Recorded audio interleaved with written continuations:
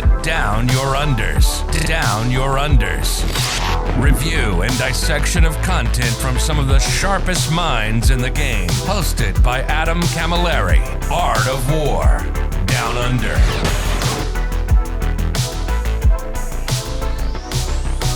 Hello, my lovely listeners, and welcome. We're finally doing it. It's been such a long wait. And many have asked me, Adam, why? Why have you not done this yet? Why have you been waiting so freaking long? Why have you left us all in trepidation, unrequited, for its time for the Star Children? I don't know, the first loved of the old ones, the Aeldari Index review. And the reason I've dodged this, ducked and weaved like a maestro of the squared circle is because I had no freaking confidence that the episode that I put out reviewing this index would have any longevity whatsoever. And one of the things I always like to do when I review an index or a codex or something is to do it so it stays in its most evergreen form for people in the future should they come back to it. And safe to say that at no point up until literally, last balance slate did I have any confidence that Eldar were going to stay in the same form and have the same rules for any length of time. To that end, I have reached out to one of the absolute maddest of lads in this great community of ours, Mr. Vik Vijay, to join us for this episode. Hello, mate, and welcome. Hello, Adam. I can't believe it's been, it was 9th edition when we did this. I feel like it was just yesterday, and here we are again. Yeah, absolutely. So we're literally giving Eldar their once over, their index, and I'm leading on Vic to make sure I keep straight up and down on all the changes that have occurred to this index, because it's probably the most altered index that we have in the game now, from its release version to what it exists on the table now. Is that correct? Would that be safe to say? Yeah, I think so. I think it's layers of rules which have just been shrunk down, basically. Is what it is. Whether or not it's had the most overall changes, I'm not sure, but it's certainly been changed the most times. Yeah, that is probably more accurate. In saying that, this, of course, is our usual two-part podcast. First part coming lovingly out for you guys. Hopefully, we're scratching this through to get it Tuesday morning Eastern Standard Time. If that is the case and you have this on time, please thank Seamus Ronan, because we're recording this very late in the piece, but just by dint of that's just how it works. And Seamus has stayed up extremely late or gotten up extremely early to make sure it gets done for you guys for your listening pleasure. So everybody, shout out Seamus in the comments. Thank you very much, sir. Part 2, of course, over on Patreon, Art of War Down Under. Please join us there. It's going to be a swathe of fantastic listener questions by my patrons. Vic, plug your wares. How is that 40k Fireside doing? And what are the best and brightest of the UK got cooking at the moment? Dude, we have just done our 45th episode of the 40k Fireside, which is run by me and David Gaylord. We're both very competitive 40k players based in the UK, and we talk about 40k in general, our journey, and try and give back to our listeners a little bit stuff that they can take away for their own games. It's a very relaxed, chilled environment. And, if you guys enjoy this kind of content, I'm sure you'll also enjoy ours. Yeah, go over and enjoy. I do listen to every single episode. Chilled, relaxed, guard rants, chilled, relaxed. David just popping right off. There's a bit of spice. Yeah. I do love it. I love the duality of you two. And I do love the fire in David's belly. I respect it. But we are going to jump straight into this index review. And first and foremost, hot takes time. So the latest balanced data slate came out, and I finally felt comfortable to say that Eldar was in a reasonably good place. That it no longer felt oppressive on the tabletop. In fact, I think the latest changes have really allowed Aeldari players, and I will say Aeldari players, not meta chasing, whatever, just people playing the best list in the game. Nothing wrong with that. Totally be respected. Great place to play, great place to start. And of course, when you have so many more tools than everybody else, it's just sometimes you just play the best to be the best. But now they really feel a lot more like Eldar. I felt like they did not really feel like Eldar for a long time. They felt like Guard plus a Custodes brick, almost like an Allies, a soup conglomeration from early 8th edition. Wraithguard being the 10 Custodes with character support, backed up by triple Manticore, triple Basilisk or whatever with the Night Spinners, and some X Factor nonsense from the Incarn. And that felt like it really did not feel like Eldar, apart from all the jank. But on the tabletop, it didn't feel like what I identify as an Aeldari army. And that my hot take is now I feel like they're in a reasonably good place. How do you feel, mate? I completely agree with you. I think when it comes to balancing these armies, a good direction to go is making the army feel like how you want it to feel. And for example, they did that beautifully with Drakari, and I think they've done that beautifully with Aeldari here as well. You feel the limitations of the army, even though you have, maybe a lot of units on the board, you feel the fragility of them. You feel the need to, can I get one more use out of this unit without just throwing it away? And, you've got the speed, you've got the hitting power, but you need multiple units to come together to actually make considerable damage. And then you've got your little resource in the background, your fate dice. You've only got 6 of them. And before it felt unlimited. Now it feels like I've got a resource here that I need to use at the right time for maximum effect. And I'm going to run out by the end of the game. So I've got to make it worth it. That's a fantastic and very in keeping with the dying race of the Eldar. But then edition by edition, they continue to absolutely annihilate everyone. Yeah, the 3 constants of 40k. At some point, flyers will be broken in every edition. At some point, pink horrors will be broken in every edition, and at some point, Aeldari will be broken in every edition. And so far, that has remained true for the last of those. The other 2, we'll see how 10th edition holds out. Maybe this edition is the time when it will happen. But jumping straight into this review, first up, we have their army rule, which Strands of Fate, you just spoke to it before. This pretty much is one of the best versions of this mechanic we have ever seen. And this is essentially a faux miracle dice mechanic, as in like you get to replace the dice with the dice.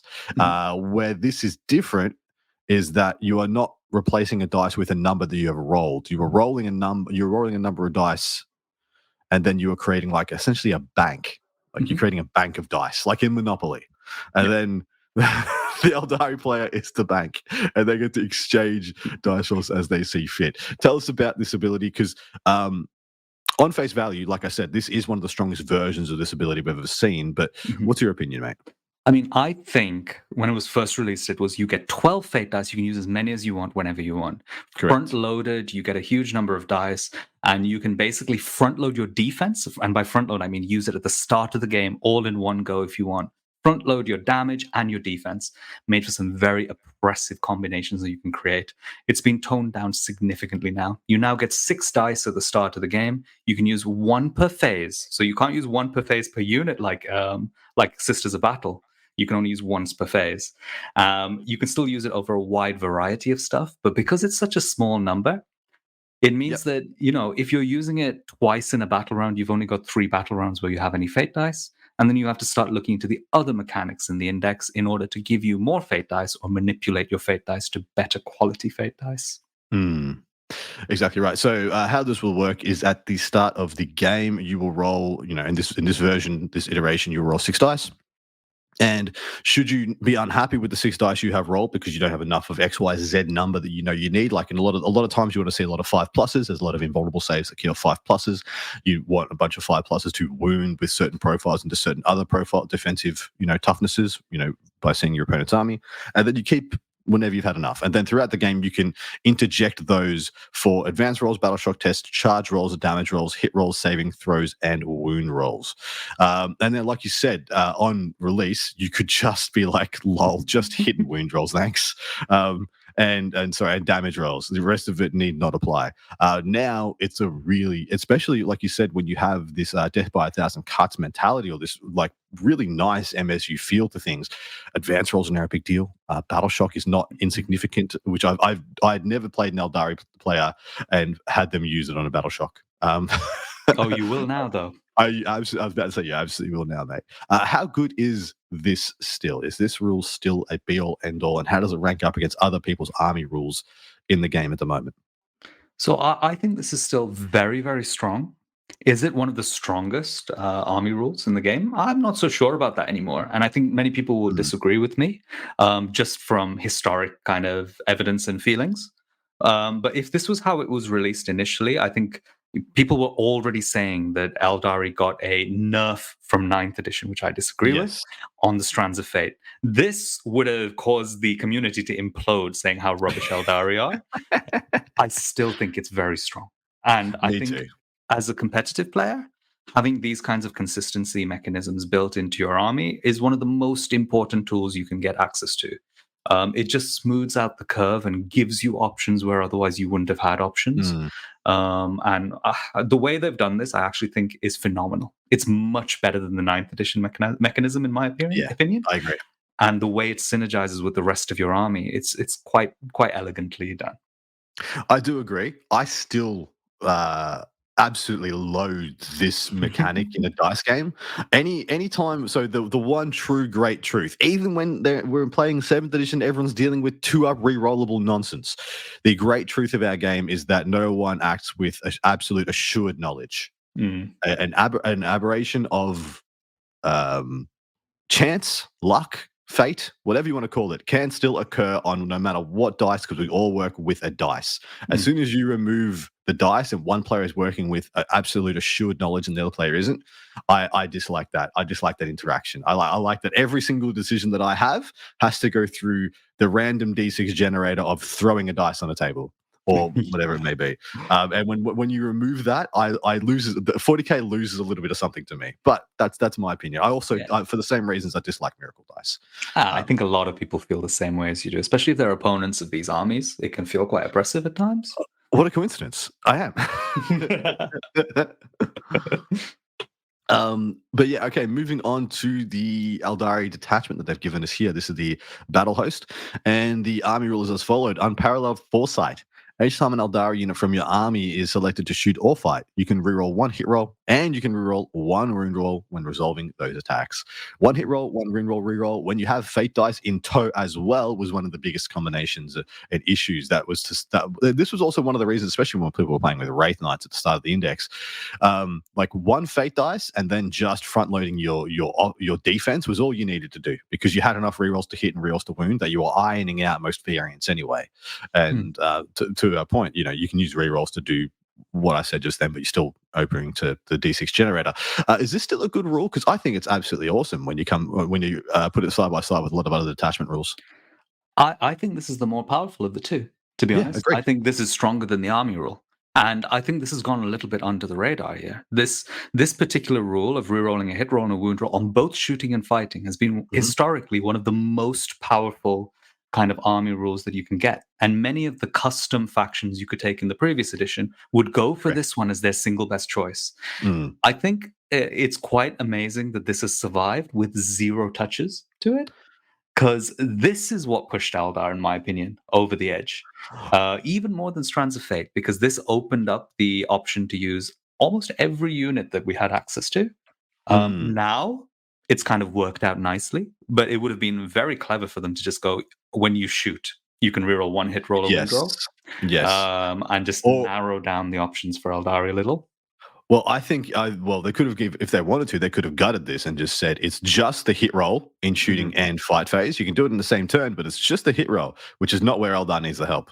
Usually it's more, in fact, we know in 10th edition, re-rolling a wound roll is so much more important than a hit roll in almost every case, just because of the increase in toughness. Re-rolling a wound roll is just so much better and so much harder to come by.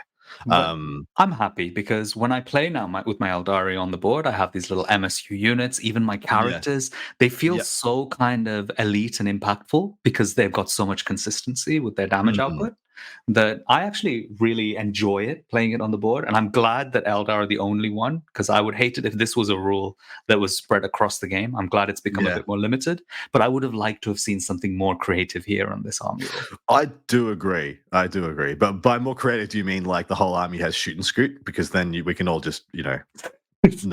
Yeah, not again. No, I do think that Unparalleled Foresight is actually, like you said, stronger than this version of as Strands of Fate exists right now. The 6 dice, I think definitely Unparalleled Foresight is more powerful. The 12 dice, Powerful. All right, unpacking, how does Corsairs, your traveling players, and Yunari work now? Because it used to be that these things all had their own special spicy thing that made them special and spicy. And now they are virtually all self-contained in this same one index. You able to give us a TLDR on how this is stitched together, or how people can get their heads around how these work now? Yeah, sure. It's quite simple. I mean, a lot of the ally rules have required, like, you can take up to 500 points, a quarter of your army as allies. And that's what they're doing for Corsairs and Harlequins. So Corsairs and Harlequins can be added to both Craft Worlds and to Drukhari. And it's basically 500 points of allies. And then you can do Ynnari, which is a bit more interesting, where your warlord has to be Ivrain.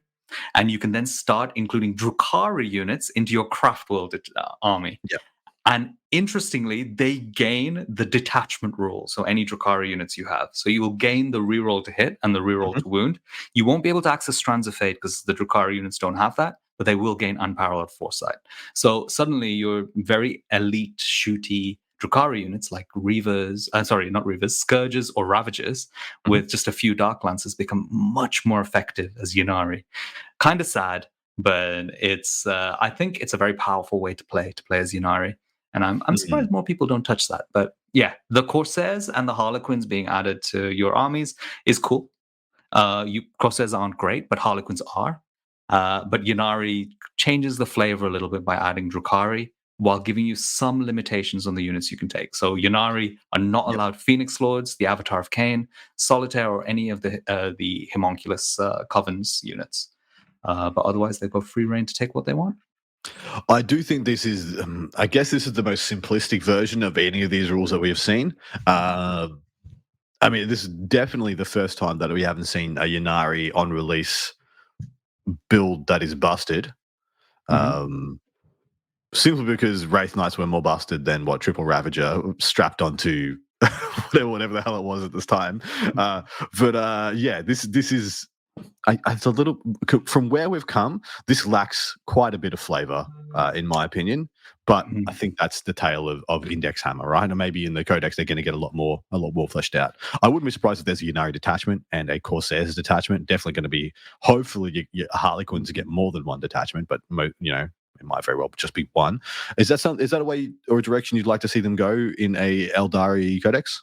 Yeah, I mean, multiple detachments like we've had in previous things. It seems quite obvious for them to do a Ynnari one and a Corsairs one and a Harlequin one. So hopefully that should be really cool. I mean, I would have loved to have seen them in this give Ynnari a different detachment rule instead of Unparalleled Foresight, which doesn't really scream Ynnari.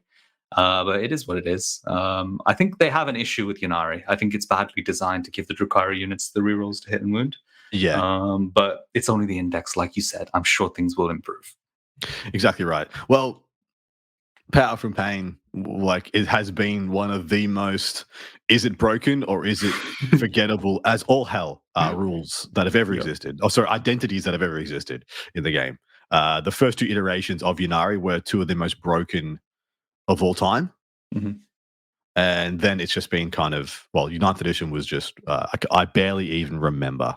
They didn't touch the sides. Yes, exactly. All right, going into the Battle Host enhancements, first of which is the Phoenix Gem, and this is a tale of bangers as far as I'm concerned. In most other books, these are all takeable. In this one, two of them are very takeable.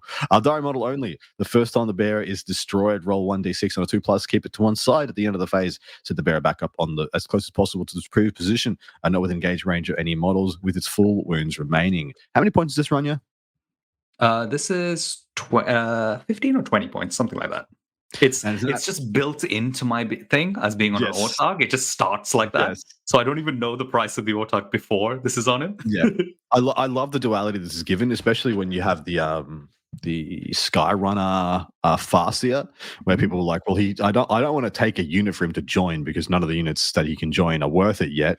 And so you'll just be like, Phoenix Gem. At least he's got 2 lives now, and I can just use him as a lodestone to frustrate the hell out of my opponent trying to get this one idiot on a bike. Tell us about the next one.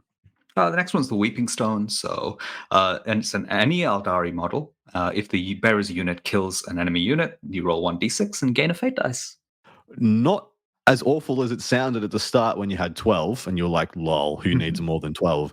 At 6, possibly 9 if you take Eldrad, it's not an awful take now. Totally respectable. It's absolutely an option, to be honest. So I kind of like it. If you have the points left over, you can kind of look at this or one of the other ones. The next one we're going to talk about, the Reader of Runes. That one is an Eldari Psycho model, and in the command phase, you can basically re-roll one of your fate dice to a new value. I think both of these could be taken if your points just end up a little awkward. Yeah, exactly right. I think they're both very takeable. And in like I said, in any other book, they are just like perfectly middle of the road, fine enhancements. They're like, you're not breaking your back trying to get them in your list, but you're like, yeah, sure, I'll take them. I'm not going to be unhappy. And the last one is Fate's Messenger, which went from absolute banger to maybe the Death Jester gets it now. Aeldari model only once per turn, just after making a hit roll, a wound roll, or a saving throw. Notably, most likely this is after you have chosen to re-roll them or not with your detachment rule. You can flip a result to a 6. And we just know how many just dripping and devastating wounds this army is. And so that is just a very powerful ability. Used to be absolutely bonkers because, of course, as it reads right now, model in the bearer's unit. Now it has been changed to the model itself, just the bearer. Still perfectly fine, but still very good, in fact. But that used to be the that used to be the auto take over the Phoenix Gem in a lot of cases because of the previous builds. And now the Phoenix Gem's probably number 1, Fate's Messenger's number 2 if you decide to take a character that it's worth you taking it on, and that's why it's more conditional. And then the other ones are just like, fine, totally fine. Just take him if you got the points. Is that fair to say? Yeah, I think Fate's Messenger is actually really good. I think there's 3 use cases for it. One is on the Death Jester, like you mentioned. You can flip a dice, gain a few sustained hits or some devastating wounds. The Troop Master actually is excellent for flipping a second dice because he can already flip a dice to a 6. Already won. Yep. And then the third one is, interestingly, you mentioned the Farseer Skyrunner or a Farseer of any kind with the Phoenix Gem. Fine, give him the Phoenix Gem. Now you can take the Fate's Messenger on your Autarch Wayleaper Warlord, and suddenly he's able to, hit a bit better with his fusion gun. Maybe he has Mandy Blasters, so he does a few dev wounds in combat as well with flipping to a 6. So, nice combos. I have never been more incredulous. How many points was the Autarch Wayleaper on release? He was like 80 or something ridiculous. Yes, I've never been more incredulous than losing 2.5 units in a turn to that guy. Yeah, he's outrageous. Sorry, 2 units, not 2.5. Yeah. He was just like, and it's all with such assurance. Like my opponent just yeeted himself across the table, and I was like, "He's a bit suicidal, ain't it, bruh?" And I'm like, "Oh my god, my face! What is he doing? Why has he got a fusion gun that just auto annihilated a transport? Why has he got like exactly the amount of everything hit, everything wounded, and in combat? Yeah. Why is the best one loan up the cheapest and gives you an extra CP? What's going on?" Yes, dear Lord, is it a value machine? Anyway, breaking into the stratagems. Feigned Retreats up first, 1 CP. Your movement phase just after an Eldari unit from your army makes a fallback move. Your unit's eligible to shoot and declare a charge this turn, even though it fell back. 1 CP is the best going rate for those abilities. The vast majority of books pay 2 CP for both or 1 CP for half of that. Either you have to fall back and shoot or fall back and charge. They, of course, very Eldari of them to have 1 CP for both, and it's still a very good stratagem. Much better now as well. Brilliant stratagem. One of the best. And Unchanged, yes. Please tell me when these have changed. I know that most of them... only Phantasm has changed. Exactly right. It's changed 49 times, and it's now sideways somehow. What's the next one? The next one is Matchless Agility, which is, again, one of my favorite stratagems. And a lot of these stratagems are going to find a lot of use now regularly during your games. Matchless Agility allows you to pick 1 Eldari unit. Doesn't have to be anything specific. Any Eldari unit that has not been selected to move this phase, and it can advance automatically, counts as advancing 6 inches. Interestingly, it's do not make an advance roll for it. Yes. So in my opinion, I think the -2 to advance rolls doesn't work on this. It just adds 6 to your move characteristic, so it's just the -2 to move. I'm not sure. I've seen that 100% ruled both ways. When people just look at the people just staring over the word roll in the sentence, like, does that mean it does or it doesn't? Or do they? Do not make an advance roll. Just add 6 to your move characteristic. I don't know. Whatever. It's an awesome stratagem, and I use it a lot. Especially now that there's less fate dice available. I'm often trying to avoid using one of my 6s to advance. Yep. As we'll see, some of the aspect warriors are brilliant, and fire dragons make great use of this stratagem, being able to advance and get into nasty positions. 100%. Yeah, 100%. All right, Fire and Fade's up next. It's pretty much what it says on the tin. It is 2 CP, end of your shooting phase, 1 Eldari unit from your army. Your unit can make a normal move. It cannot embark within the transport with this move. You can not select an enemy. Sorry, you cannot select an aircraft unit or a unit within engagement range of one or any models. And until the end of the turn, that unit you selected cannot declare a charge. So no shoot, scoot, and charge. Still a very good stratagem. 2 CP being the thing that held it back the most, because we know 2 CP is the upper ends of the price point these days. Is this see much use now? Because it's 2 CP, but you don't have the big chunky units to get the max value from it. So it's more 2 CP situationally if it's going to flip an objective or get you around a corner, so to speak. In my opinion, I think this is going to be used much more now than it was used before. I don't know about everyone's playstyle. I think people have very unique playstyles when it comes to Aeldari. Yep. But for me, I wasn't really using Fire and Fade very often. I was using Phantasm much more. Now I'm finding myself using Fire and Fade a lot. I look at my resources and I'm like, okay, my Shadow Spectres can jump back behind the wall. I can Fire and Fade this unit, and then I can set up this unit 1 inch next to a wall for Phantasm. So now I spend my 3 CP and I've got, say, 4 units activating, and I'm going to take nothing back. And those are the kind of plays that I'm looking for all the time. And I think Fire and Fade is critical for that. Not to mention the ability to play the mission very effectively with your Aspect Warrior units by using Fire and Fade to get behind enemy lines, deploy teleport homewards for an extra point. Or, a cheeky capture enemy outpost. How often does Fire and Fade let you capture enemy outpost? It's brilliant. Yeah, I do think it is. Now that you've spoken about it, I think this has gone up in utility quite a lot. And you are correct. There was, we're going to get to Phantasm soon, but Phantasm was 1 CP to just kind of do this with all the benefits of full knowledge of your opponent and no downside. So you're just like, well, why? Unless I need both, and those were very much edge cases. Yeah, why am I paying 2 CP for the same effect? All right. Bladestorm, I think it's your turn. Bladestorm. Bladestorm. Oh, you give me the bad one. Bladestorm doesn't come up very much. It's 1 Aeldari unit from your army, basically gets on critical wounds and +2 AP to their attacks. It's only shooting attacks.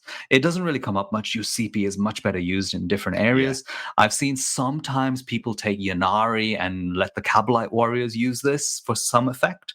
But overall, I think this is a stratagem you are going to very rarely use, unfortunately. Totally agree. It's a perfectly fine stratagem. It just doesn't touch the sides in this package. In this 6-pack. Phantasm is up next. I'll try my best to remember what it reads as now. It's 1 CP. It's at the end of your opponent's movement phase. 1 Aeldari from your army. Your unit can make a normal move of up to D6. It cannot embark within the transport at the end of the move. You cannot select a unit with engagement range of one of any units, and until the end of the turn, you cannot target that unit with the heroic intervention stratagem. It also reads as 1 infantry model now. Infantry unit, yeah? Correct. Yeah, it used to be up to 7 inches and any unit in your army. It's a bit nuts. What were they thinking? Yeah, I think it was probably the best stratagem in the game, is how we've kind of been describing it. The best stratagem of all time is the debate that I've heard. Possibly. And I think it is in the realms of best of all, is in the conversation for one of the best of all time. And it's the T's and C's, the pure beauty of the T's and C's. It's at the end of your opponent's movement phase. You see their whole plan unfold in front of you, and for 1 CP, you get to absolutely destroy it. And with absolute impunity. It's the most ridiculous thing. I love it. I love it and loathe it so much. It's awful. How is it now? How does it feel like? Now it's very interesting. I think you still use it a lot, maybe 3 or even 4 times in a single game. But you have to very deliberately set up to use it. It's not like, I could use it on anything. Now it's like, I have set this unit up to make use of Phantasm in my opponent's movement phase, which is a much more healthy place to be. Yeah, I think this is way, way, way healthier. D6 just takes all the confidence away, doesn't it? Yeah. And it's not a D6 you can exchange with a fate dice, is it? No. You have to roll it, Yeah. and people have to remember, even if they're an inch off the wall, a 25 millimeter base is just under an inch, and most walls are more than 3 millimeters in thickness. 3 millimeters is nothing. So you have to roll a 2 to get to the other side of the wall. So Correct. there's definite failure points here. Absolutely. And when you were using this with 10 on 10, 10 Wraith units that they're all on 40s or around 50s? 40s, and they move Yeah. 6 inches because their movement characteristic is 6. Exactly right. It does not work anymore. You can't even jump out in a single row and think you're gonna with confidence jump back in because you need a 3, right? Yeah. So it's a very different usage now. And also before, you used to kind of be able to get Fugant, for example, a really powerful character, and just jam him forward an extra 7 inches into crazy threat positions. Now, you're taking a chance if you go for that play. Let's see how much I can get out of this. And it's most of the time, it's going to be a minimal gain. Yep, 100%. Okay. Last one, lightning fast reactions. Take it away. Awesome. Yeah. So lightning fast reactions hasn't changed for ages, I feel. It's one Aeldari unit, so it can be anything except a Wraith construct unit until the end of the phase, and can be used in opponent's shooting or fight phase after you've been selected as a target. You get -1 to be hit. Really nice. Very powerful strat, I think. It probably doesn't get used much, but it's powerful. Yes, I entirely 100% agree. I think it's absolutely fine. For 1 CP slapdown, nothing wrong with it whatsoever. This is just like a bread and butter stratagem. And I don't know if you're going to use that much, especially on the units that you have now, where I don't think 1 CP on 5 toughness 3 wounds is going to make a difference a lot. I think it's going to come up more now, interestingly, because I think the Avatar of Cain is going to be more popular. True. Or like people will want kind of one chunky unit. Yes. And you can't use it on the other chunky units because let's say you wanted some Wraith Blades or Wraith Knight or something. Those can't use this stratagem. But the Avatar, -1 to wound, -1 to hit can really throw the mats off on things. And because this is reactive, I mean, you should warn your opponent that you have access to this, but it's kind of hard to not catch them out with this, to be honest. Yes, that's correct. I mean, there is still a lot of guard, and guard is definitely on the rise in the meta, as said by you on your show. So definitely, it's Reddit again. Here. Leave me alone.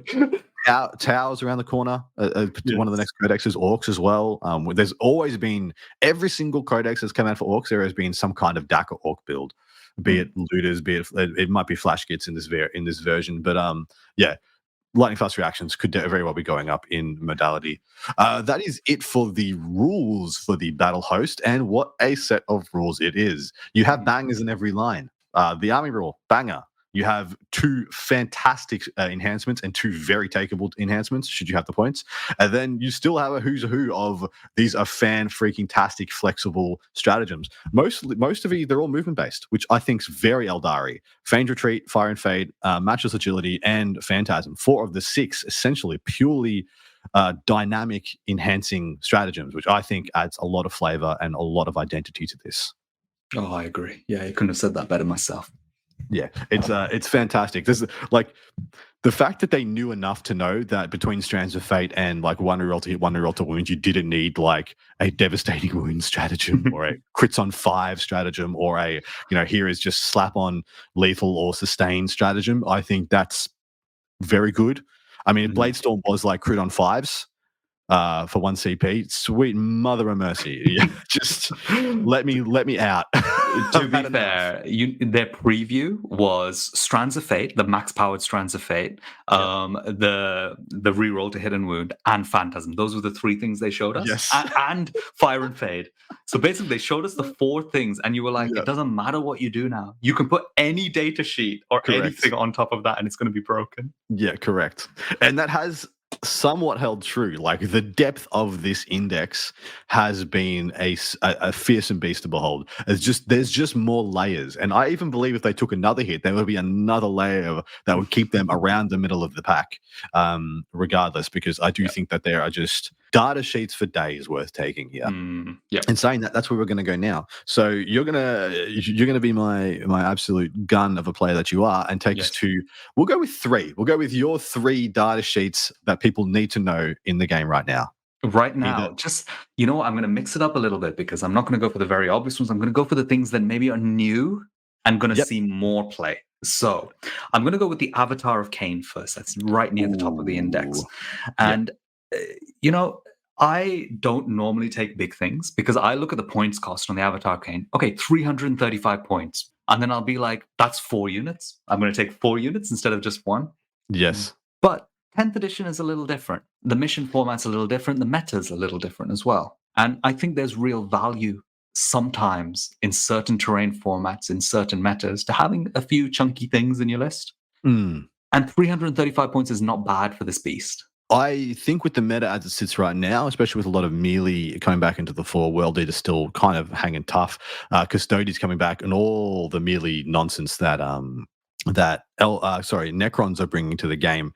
The thing I think you're speaking of is taking a unit that garners respect on the table. Mm-hmm. If you didn't have something like the Avatar of Cain in your army, and I was playing as a World Eater, I have like 0 reasons not to shove my entire army at you immediately, and you just want some respect.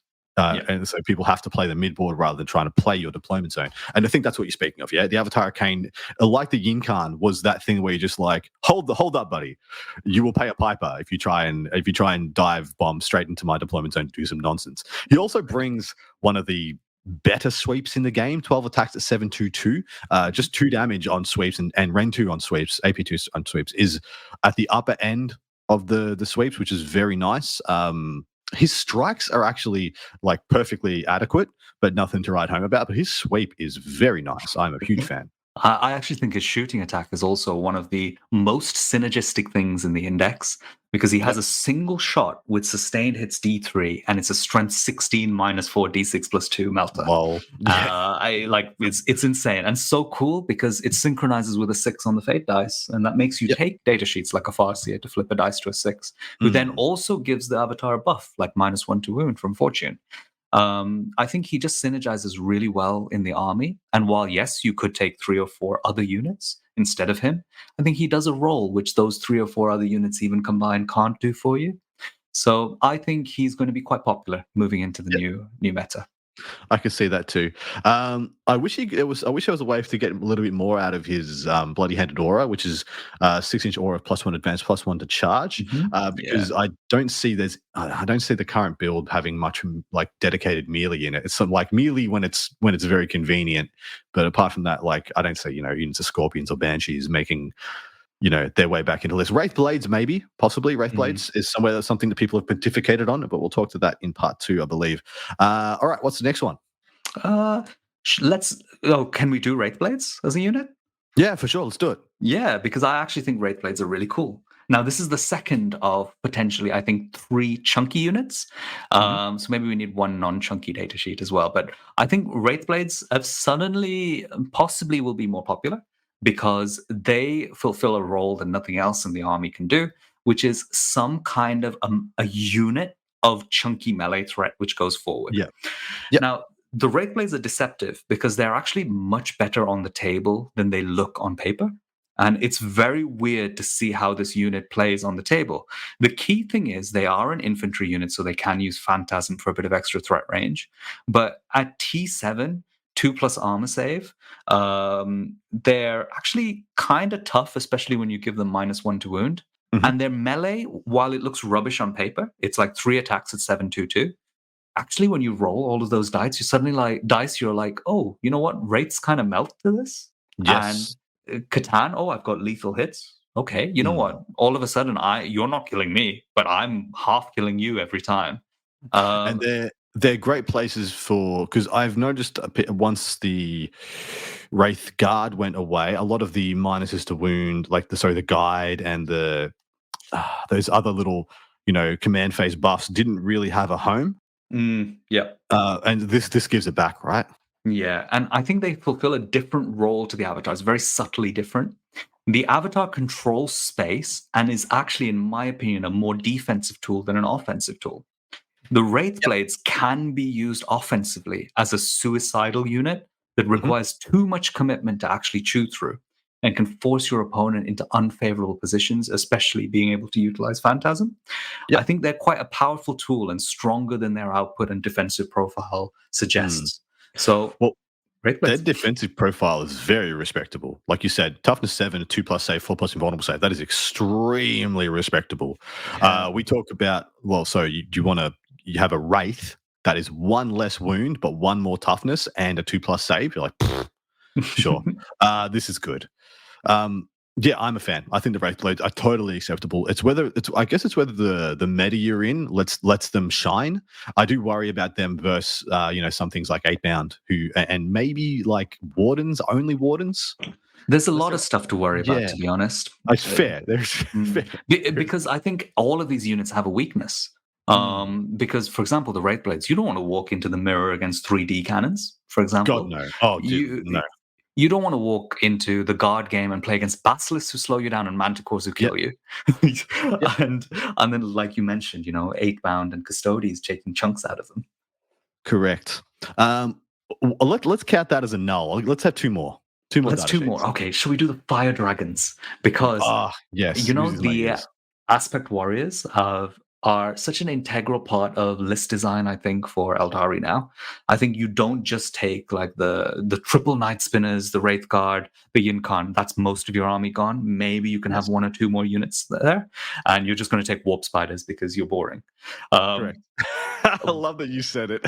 But now you're going to take a suite of aspect warriors that provide different roles for you and different answers for different things in the meta. And I think nothing exemplifies this more than the Fire Dragon unit.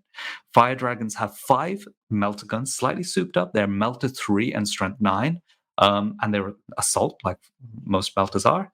And they, interestingly, it doesn't look that good, but they're only 85 points. And you're like, okay, fine, Vic, but they're wounding on 5s versus vehicles. But they've got their built-in reroll. They automatically reroll wound rolls of 1 against monsters or vehicles. And they could go in a Falcon and gain full rerolls to wound.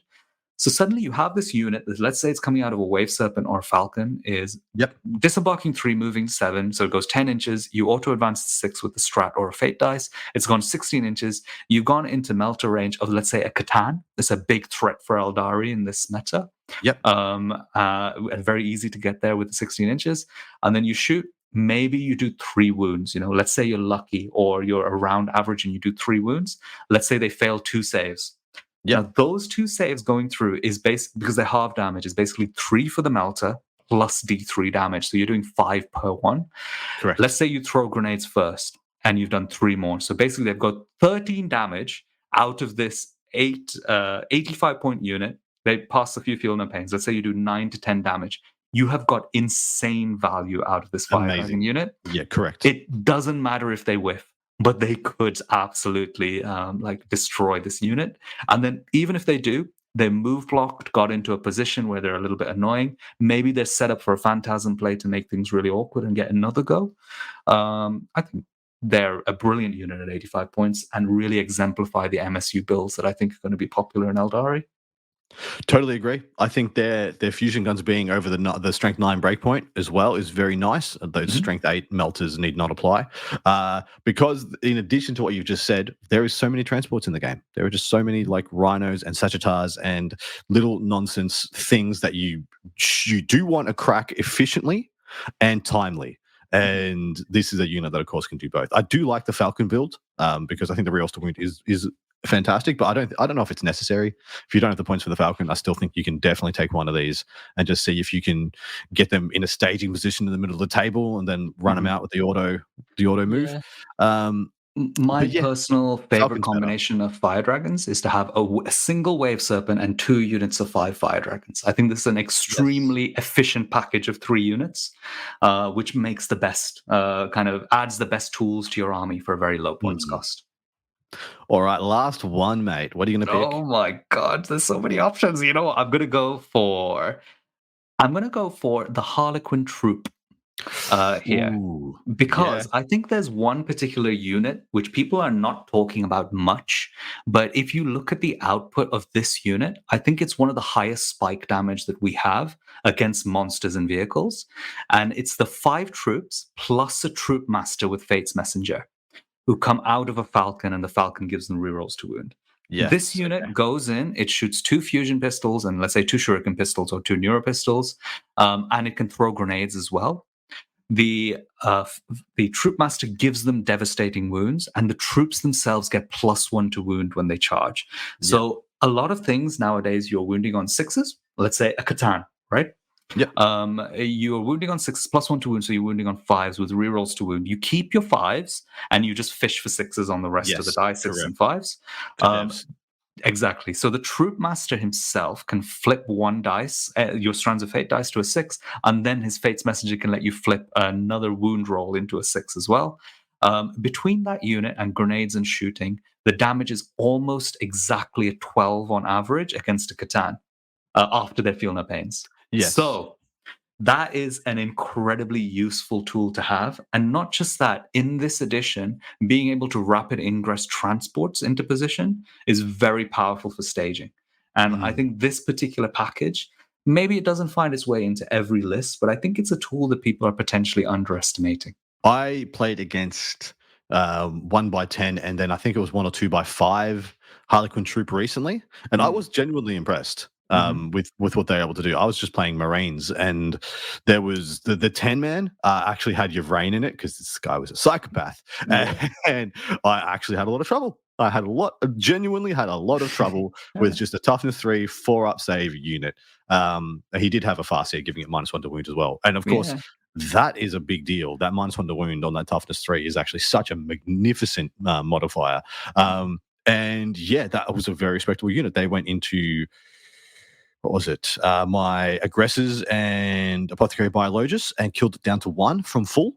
Killed it just down to the apothecary from full. And I was just like, I didn't know they could do that. I thought this was trash. Who didn't tell me they could do that? Great versus infantry. Yeah, such a good shredder. I was very impressed. I do think they're poised to make a comeback. How much is it for the 5 Harlequin troop? Like, how much? They're only 75 points, and that troop master is 70 with Fate's Messenger. So it's 145 points for that unit. The Falcon is 140. So it's a 285 point package, which is almost identical to a Wave Serpent and 2 Fire Dragons. So take your pick on those two choices. Perfectly said. I would like to give one shout out to the. I think the new possibly the second most busted thing. I was about to say the most busted thing in this index. Now I remember the D cannon exists. Freaking goddamn Warwalker! Could you just stop? Could you just stop being so freaking durable for no reason? You spindly piece of yeah. Nothing has infuriated me recently like Warwalkers, because players around here have just been like, lol, 3.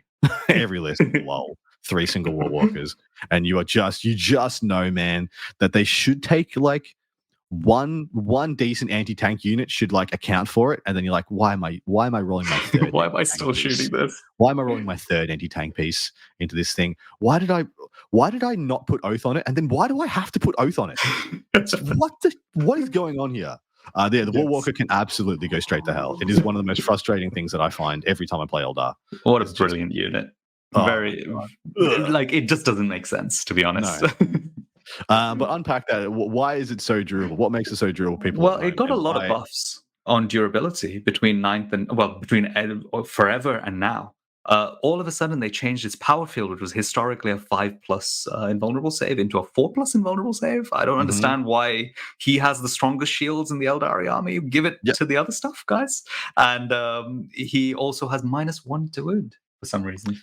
Revolting. And of course, it went up a breakpoint in toughness, of course. Yeah, it went up T7. Yeah, T7. So all the strength 5 and strength 6 guns, even the strength 7 guns, which actually is very few strength 7 guns in the game now. They're all gone. All those auto cannon profiles went to strength 9 AP1 stuff. But then those strength 9 AP1 guns wounded on 4s into a 4-up. And you're like, well, I need like 12 of these shots to do some damage to this now 6 wound monstrosity. And of course, it scouts 9. It's a fantastic rapid ingress, or just walking in to get into firing lanes, and it packs your pretty much meta pick of 2 good guns. So I just think the Warwalker is absolutely cranked. Yeah, absolutely. Really good. I agree, and I think I can see a lot of people running 3 of them. Mate, I still have part 2. We'll go to in part 2, because I'm still waiting. I think I've seen the list I was waiting for, because the list I predicted, which would be the next rung down in absolute stupidity after the Yinkan Wraithguard triple night spinner, it is maybe coming to the fore. I'll pick your brain on in part 2, but we're gonna rate and do our ratings and rankings, as we always do, as I started to coin it. How would you rate how this index is sitting right now out of 10 for you as a player of it? How happy are you with it out of 10? I'm going to give it a 10 out of 10. I think I did this before with Aeldari last time. Maybe I'm biased, potentially biased. Really? But you're catching me at times where I'm just very happy with Aeldari. Because if you'd asked me at the start of the edition, if you asked me before this balanced data slate, I'd be in the 1s and 2s because I just hated it. I was looking for any chance not to play Aeldari. Now I'm so excited to take them to every single event. Yeah. I love where they're sitting right now. I think they have never felt more like their faction identity. I think that people playing them now will get a lot of fun and a lot of joy out of this MSU dynamic. It's all hell death by 1,000 cuts playstyle, which I think is a lot of where they're residing a lot at the moment. I would definitely be like an 8 out of 10 if I was an Eldar player, because I was like, well, I've lost all the top end brutality is gone, but what I've found underneath it just feels better, just feels like Eldar. Whereas, like I said previously, you really felt like you were almost playing a guard army with some soup previously. Where would you put them right now in the tier rankings? So our usual, C tier, B tier, A tier, S tier. So I think they're in not the highest. So let's say there's a tier where there's maybe the 1 or 2 best armies in the game. Whatever those are, you take your own pick. They're in the tier below that, sitting with a whole bunch of other armies that are excellent. Let's say the Custodes level, the Death Guard level, that kind of level. I think they sit right up there. They have a few bad matchups, but they overall have a chance to play into the vast majority of the meta. And you can play a huge range of builds that are all going to be roughly equally successful. I 100% agree. I think they are very much an upper middle, or if not, like you said, just sitting below the top. I think never before in this edition will I say that player skill and mastery of Aeldari will really be directly correlation to your results. Previously, I do not believe you needed much of a brain. Just like if you turned on your brain on turn 3, just for turn 3, you were probably fine. Whereas now, I think this is a thinking general's army once again, and I think you can definitely extract immense value whilst doing so. But on that note, we are going to wrap this up, baby. That is the Aeldari freaking index done. Another one ticked off my bingo card, and I waited. How many months into the edition are we? We 8 months in now. Something like that, yes. Yeah, I had to wait 8 months before this thing got stabilized, and I felt like it was going to stay about the same for any period of time. I could still be freaking wrong, by the way. They could come up with the next slate and be like, "Ha, more Aeldari changes," and I will absolutely be sucking eggs. Vic, feel free to plug your wares once again, my brother. Cheers, Adam. Guys, check out Fireside 40K if you want to hear more of my thoughts, if you enjoyed this episode, and I'll catch you in part 2, I guess. Oh, I'm very excited for part 2. Me too, man. We're going to unpack some of these fresh new builds. What is really bubbling away down there underneath the list construction brain of Vik Vijay. Anyway, we'll see you over there. Patreon, Art of War Down Under. Take care. Thank you for listening to Art of War Down Under, a content review podcast for Warhammer 40K. Hosted by Adam Camilleri. Produced by Seamus Ronan. Enjoyed the show? Want your lists reviewed and the content you heard put into practice? Sign up to our Patreon and connect with us online or on Facebook. Just search for Art of War Down Under. Signing out from tomorrow.